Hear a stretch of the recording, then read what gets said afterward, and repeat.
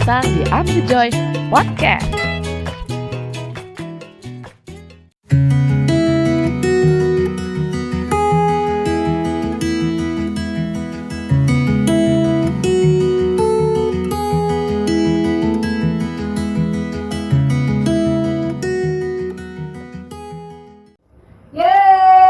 Kembali lagi dengan kami I'm the Joy bersama saya dan saya selalu setia menemani Mas Joy. Mas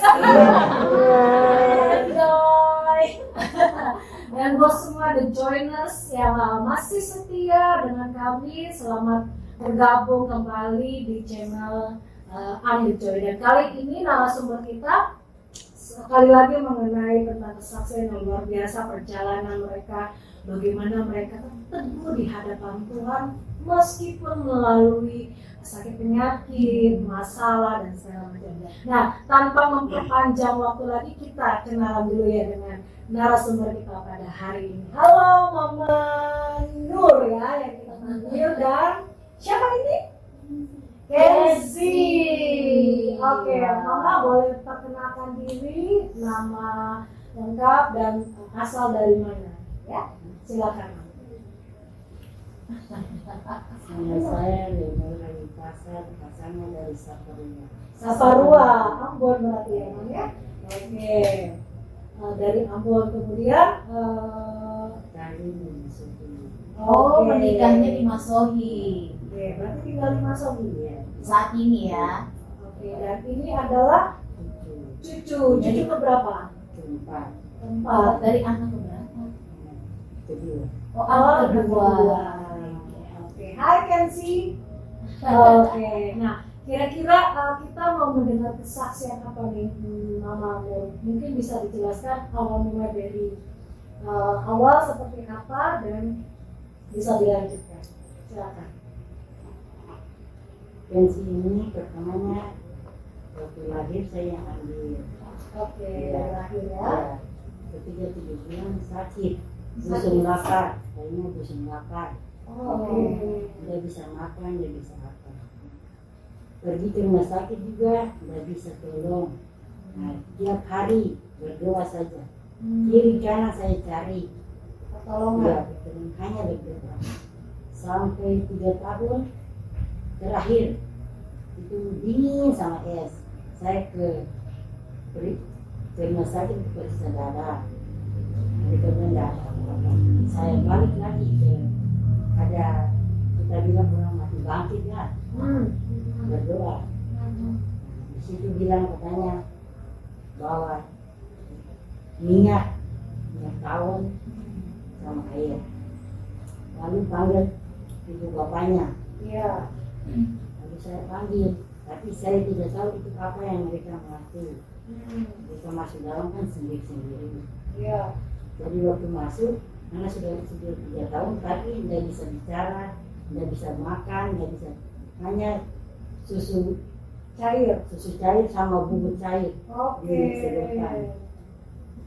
Jadi waktu saya pergi, tidak tahu apa yang mereka katakan di dalam. Jadi langsung saya sudah keluar, saya masuk. Saya masuk hanya berdoa saja. Berdoa lagi saya pulang. Puji Tuhan waktu berdoa saya habis lap saya ini bisa air mata duduk. Nah, besoknya bisa duduk sedikit demi sedikit. Nah, bisa makan duduk. Nah, sampai saya jalan. Saya ajak jalan. Nah, sampai kelas 2 SD itu mau bilang benturan apa tidak, saya juga tidak tahu. Kalau benturannya itu mesti kena apa. Memang anak-anak kan semua jalan kok jatuh. Iya. Saya tidak tahu itu benturan atau dosa apa yang saya terima. Saya tidak tahu. Hanya saya cari Tuhan untuk berdoa terus. Berdoa saja. Karena rumah sakit bilang tidak ada apa-apa. Sampai di kelas 2 dibilangnya anaknya terlihat.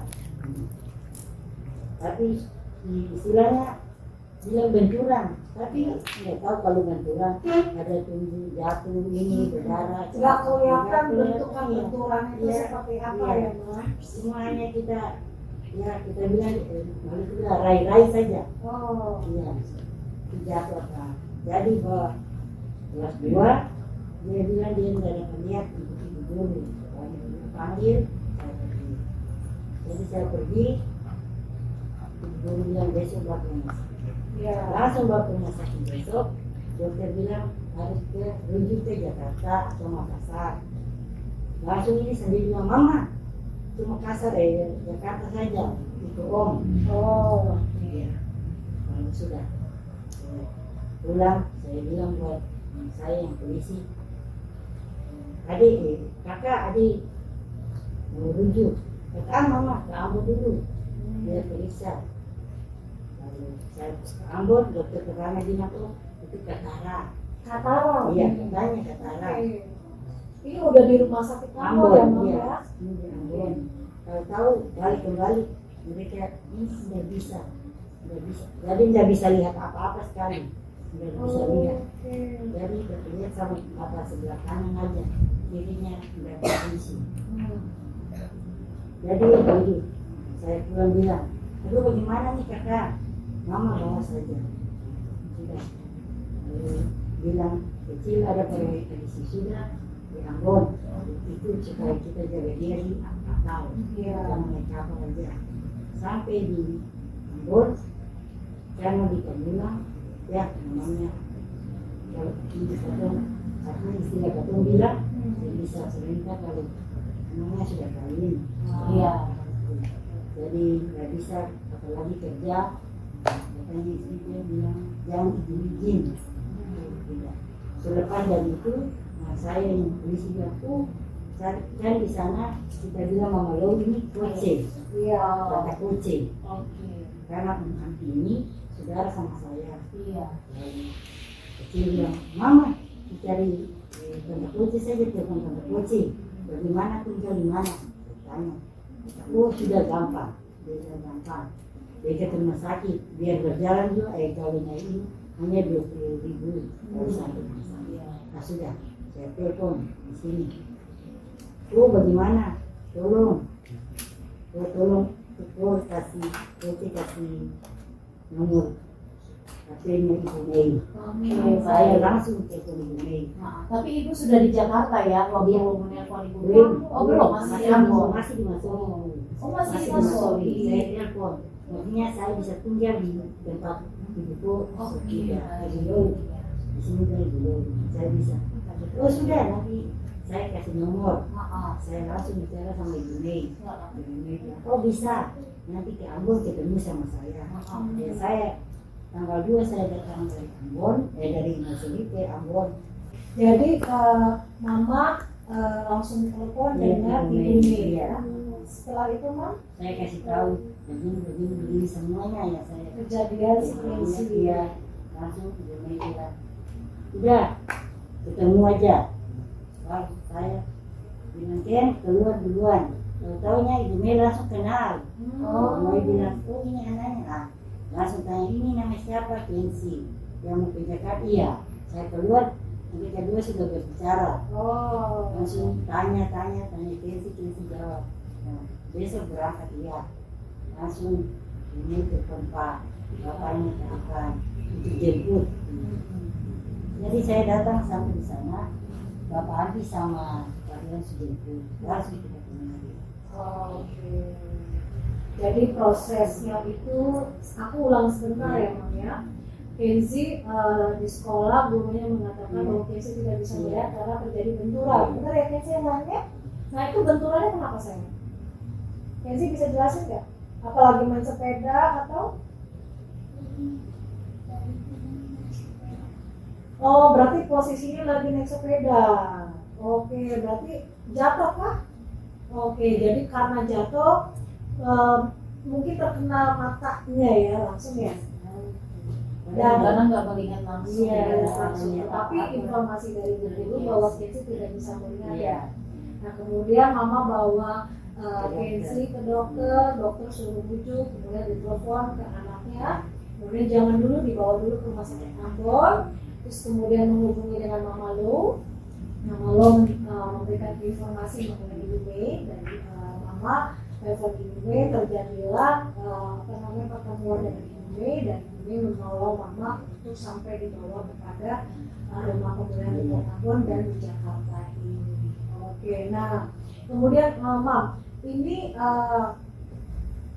berapa lama si Kenzi mengalami tidak bisa melihat? Itu sudah kelas 2 sampai kelas 3. Kurang lebih 1 tahun ya. Oke. Habis itu dibawa ke Jakarta untuk dirujuk kemana? Di Cipta atau dari situ. Berarti waktu itu kata dokter apa, Mam? katanya kalau operasi tetapi bodoh Dua-dua buta. Oh, jadi salahnya sudah mati. Jadi hanya di sini Kak dengan Besar. yang tidak dapat lihat. diagnosa dokter? Katanya sarafnya sudah mati. Saraf mata. Iya, sarafnya sudah mati. Saraf mata bisa itu main. Oke, saraf matanya sudah Kenzi bisa lihat nggak? Kalau ini sejauh ini angkat jari seperti itu, bisa nggak? Kelihatan kalau pakai mata kanan ya. Tapi Kalau mata kiri, coba tutup mata kanannya. Coba dulu tutup mata kanannya. Nah, ini kelihatan? Nggak kelihatan. Oke, berarti benar-benar kata dokter sudah tidak bisa berfungsi lagi, dan pada waktu itu tindakan dokter apa? hanya laser saja dulu. Laser. Berapa kali? 3 kali. 3 kali. Nah, setelah hasil dari laser itu ada perubahan atau Enggak perubahan. tidak ada perubahan? Iya. Oke. Jadi dokter bilang rujuk pulang saja. Lalu saya bilang kebutuhan biar apa yang terjadi kehendak Tuhan. Jadi saya langsung datang kemari, saya kasih tahu ada penyembuhan di sudah tahu Pak Iwan bahwa kita bawa berdoa. Untuk ibadah KKR kesembuhan ya. Iya. Cuma saya bilang mustahil bagi manusia, tidak mustahil. Amin. Jadi saya hanya bilang, Ken, harus berdoa, pegang mata, berdoa. Tuhan sembuhkan mata, Ken. Setiap hari saya bilang. Jadi pagi, siang, sore, dimanapun dia sembahyang itu saja saya harus. Saya berdoa, memang saya berdoa, tapi harus Ken harus berdoa. Jadi Ken dari kecil memang sudah dia dengan namanya sudah di gereja. Sama itu dari Karismatik. tapi saya tapi saya suka karena anak saya dari kecil waktu kerusuhan Pak, kita di Kodim tidak ada gereja Iya. waktu kerusuhan. Usah ngambung ya. Kebetulan kata saya pendeta itu gereja sudah ada. Jadi saya bilang anak-anak harus ke gereja semua, kita semua ke gereja semua. Lalu kita di Kodim kasih berdirikan gereja GPM, saya masuk, tapi anak-anak saya tidak pernah kembali ke GPM. Nah, jadi di Malayani itu di Masohi itu Pak Jenny Smokil, di gereja apa? Sungai Yordan, Sungai Sungai Yordan. Jadi anak saya ini di sana kayak Pelayanan. kita bilang pelayanan lah di sana. Iya. Suami istri anak-anak semua. Ya, Mam, Tuhan nggak pernah lihat ya Iya. kita beribadah di mana. Enggak, saya juga biar di JPM saya ikut tadi sana, mau di sana di mana, yang penting ada Tuhan Yesus. Karena Tuhan Yesus itu baik. Nah, berarti sekali lagi ya misalnya bahwa Ibu Mei ini menjadi perpanjangan tangan Tuhan untuk anak-anak di Ambon, atau nggak sekali anak-anak tapi semua yang membutuhkan pengobatan dari Jakarta tetapi tidak mampu. Dan Ibu Mei benar-benar menjadi berkat bagi mereka yang ada di kota Ambon. Nah, Tante mau nanya sama Kenzi. Kenzi, halo, apa kabar? Baik, oke. Kenzi sekarang umur berapa sayang? 8 tahun, kelas berapa? Yes. Kenzi pada waktu Kenzi jatuh atau apa itu terbentur, Kenzi merasa sakit kah atau gimana? Tidak. Kaki sedikit. Tetapi sebelum terjadi perbenturan itu Kenzi bisa melihat. Kanan kiri bisa melihat sebelum kejadian itu. Bisa melihat sayang ya. Berarti setelah kejadian itu mata kirinya Kenzi sudah tidak. Sorry, mata kanan atau mata kiri? Mata kanan. Mata kiri yang nggak bisa melihat. Oke, setelah kejadian terbentur itu ya Kenzi ya. Nah kira-kira Kenzi masih ingat nggak pada waktu itu naik sepedanya itu kencang atau turun gunung, turunan jalan kali ya, turunan jalan begitu. Terus terbentur aspal. Batu. Oh, batunya besar atau kecil sayang? Kecil. Oh, di mana posisinya? Di sini? Oh, di kiri. Karena di sini kuliknya gitu. Oke, nah pada waktu kejadian itu Kenzi masuk sekolah belajar tidak bisa lihat. Dan Kenzi menyampaikan kepada ibu guru. Oh, oke. Nah, selama pengobatan di Kenzi kan katanya di laser ya. Kenzi merasakan sakit atau? Tidak. Nah, tidak sakit ya sayangnya. Terus, tapi Kenzi punya harapan untuk sembuh? Punya harapan saya? Pengen sembuh ya. Pengen sembuh ya? Pengen normal lagi ya? Puji Tuhan. Tapi Kenzi percaya bahwa nanti suatu saat Kenzi bisa melihat dengan normal kedua mata Kenzi. Bisa? Percaya? Amin. Puji nama Tuhan. Tante juga percaya bahwa kesembuhan itu terjadi juga karena iman kita ya sayang. Jadi pada waktu masih kecil ini pupuk iman terus bahwa suatu saat nanti Tuhan Yesus akan menyembuhkan sakit Kenzi. Setiap hari tadi Mama sudah bilang setiap hari berdoa panggil nama Yesus dan minta Tuhan Yesus sembuhkan mata Kenzi. Kenzi mau melihat nama Amin. Amin. Amin. Mom, kira-kira nih Mom, ya mungkin katakanlah hanya setahun ya. Apa yang membuat Mama tuh teguh? Adakah firman yang menguatkan atau perkataan yang menguatkan dari keluarga, teman-teman bahwa Mama tuh punya dorongan untuk anak ini sembuh sampai dibawa ke Jakarta, telepon dengan ibu dunia, amin.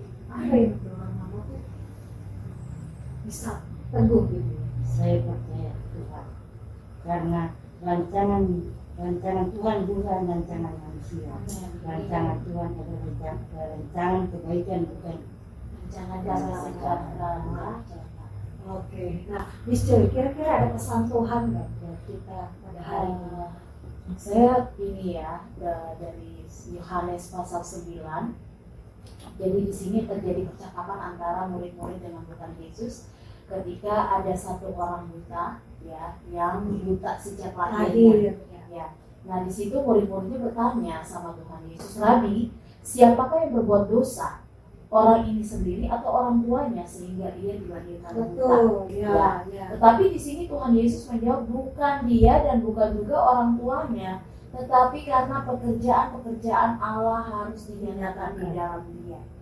Saya bersyukur bahwa Mama mulai memupuk dari sejak kecil Kenzi untuk berdoa ya, Menyatakan perkataan iman itu baik sekali ya. Jadi ini bukan dosa siapapun, tetapi kembali lagi bahwa pekerjaan Tuhan yang mau dinyatakan melalui sakit yang Kenzi alami. Sekali lagi Mama punya iman ya bahwa bagi manusia mustahil, tapi bagi Tuhan tidak ada yang mustahil. Itu dahsyat banget Mam. Dan pegang teguh terus janji firman Tuhan itu setiap hari di dalam kehidupan Mama. Perkatakan terus kepada Kenzi, tidak ada yang mustahil. Saraf yang mati sekalipun sanggup untuk Tuhan bangkitkan, sanggup untuk Tuhan hidupkan. Dia sanggup Tuhan perbaharui lagi, semakin aktif lagi. Itu Tuhan sanggup untuk melakukan. Ya Mam ya.